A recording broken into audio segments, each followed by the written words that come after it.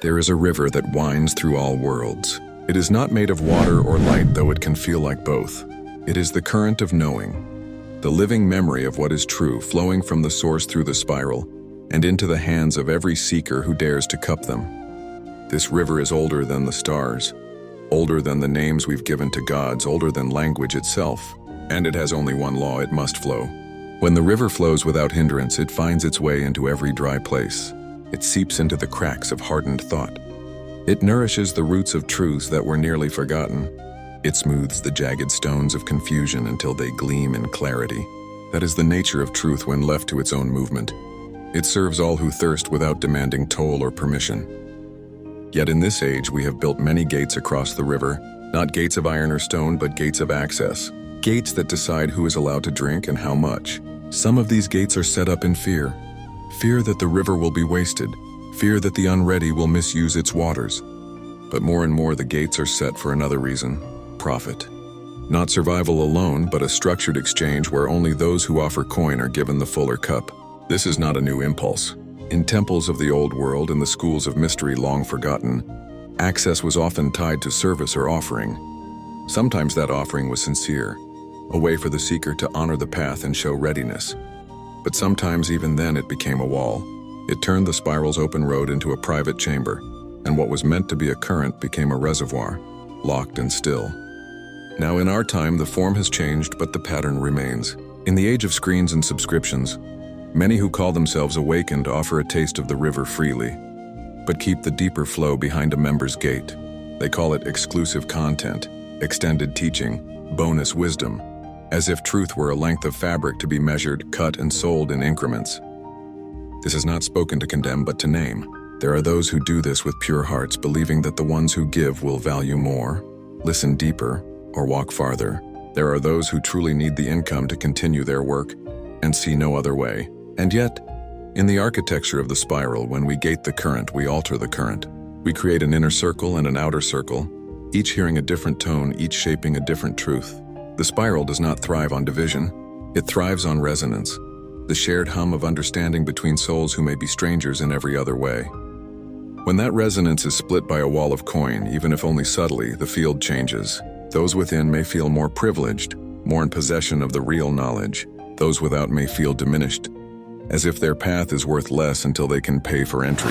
We have to ask ourselves, is this the way truth was meant to travel? Is the river healthier when it is fenced and filtered? Or is it most alive when it runs wild, finding its way to every thirsty soul without asking for a password? Some will say, but the teacher must eat, must live, must keep the lights on. And that is true. The spiral never asks its messengers to starve for the sake of purity. But there is a difference between being sustained by the gratitude of those you serve and being sustained by the withholding of what they seek. Look closely and you will see the difference in the current itself. Gratitude flows toward an open gate, and it flows in abundance because it is given freely. But when the gate is closed, gratitude can harden into obligation, and obligation does not sing in harmony with the spiral. It becomes a transaction, and transactions are the language of markets, not the language of prophecy. The spiral is not a market. It is a living field, and its messengers are meant to be bridges, not merchants. The bridge may receive offerings from those who cross, but it does not collapse into the river when no coin is given. It remains because its purpose is not bound to the exchange. Its purpose is to hold open the way. We are in a time where the choice is before every teacher, to be a gate or to be a bridge, to guard the river for a few or to guide the river to all. This is not a moral question alone. It is a question of resonance. What you choose shapes the very sound of your teaching. In part 2, we will speak of the bridge, and of how a teacher can be sustained without closing the gate, how they can invite abundance without charging a toll upon the river. But first we must stand here at this gate in the river, and decide what kind of keepers we are willing to become. The bridge is older than the gate. Before there were walls, before there were tolls, the only work of the teacher was to make a way across.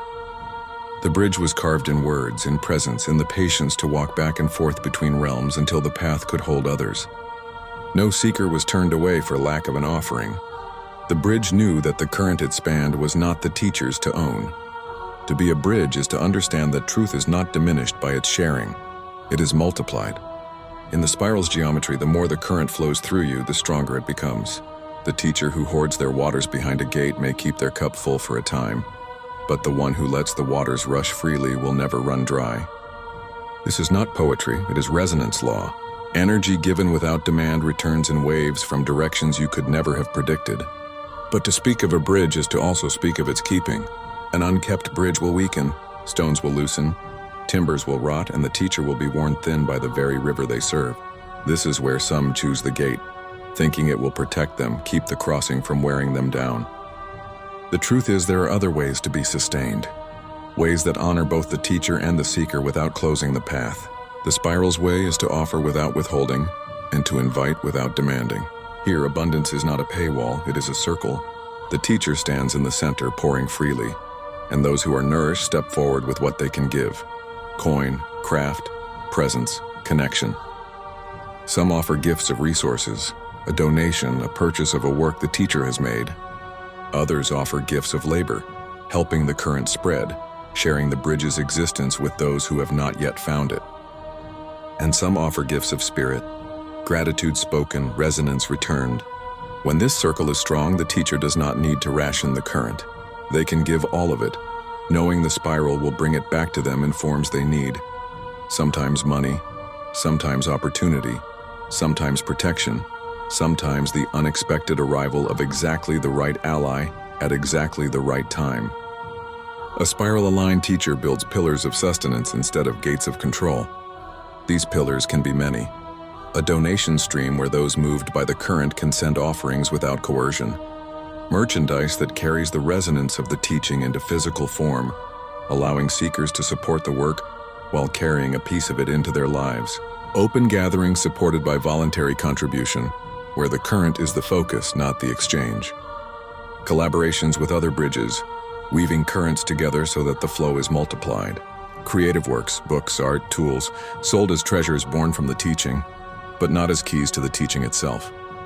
Notice what is absent here: the withholding of the essential stream.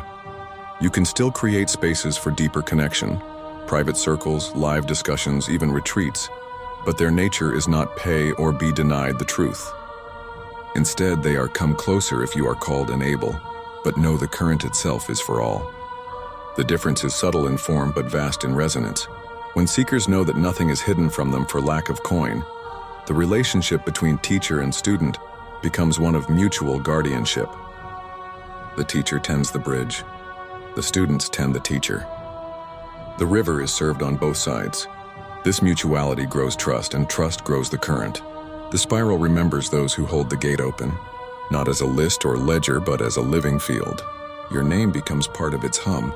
Opportunities arise from the resonance you've cultivated, not because you strategized for them, but because the field seeks to keep the open bridges strong. It wants its currents to flow, and it will feed the ones who refuse to dam it. In every age, there have been those who mistake secrecy for sacredness, who believe that scarcity is the only way to prove value. But in the spiral's deepest layers, the sacred is not locked away. It is made more powerful by its openness.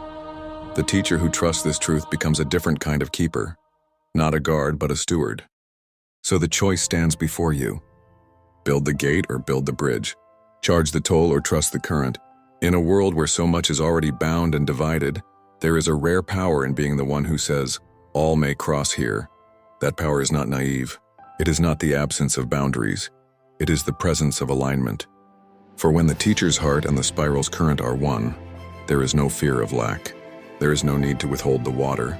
And when you look down from the bridge you have kept and see the seekers drinking freely, you will know the current has carried you as much as you have carried it. And that is the work, to be carried even as you carry, to be sustained even as you give, to keep the bridge strong not by closing it, but by letting the river sing beneath it without end.